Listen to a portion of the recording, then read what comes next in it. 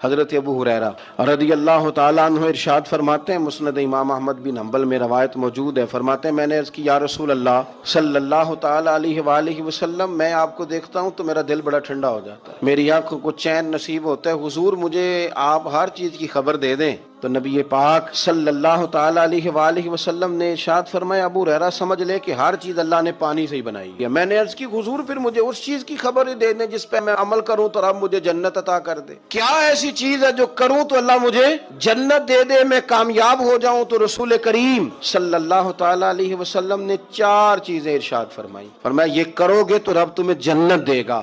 یا رسول اللہ کون سی؟ حضور نے فرمایا سب سے پہلے کھانا کھلایا کرو۔ پھر حضور فرمانے لگے سلام کو عام کرو، ایک دوسرے کے ساتھ السلام علیکم اس کو پھیلاؤ، اور تیسرا حضور نے فرمایا رشتہ داروں کے ساتھ اچھا سلوک کرو، اور چوتھا فرمایا رات کو اٹھ کے نماز پڑھا کرو۔ یہ 4 کام کر لو رب جنت عطا کر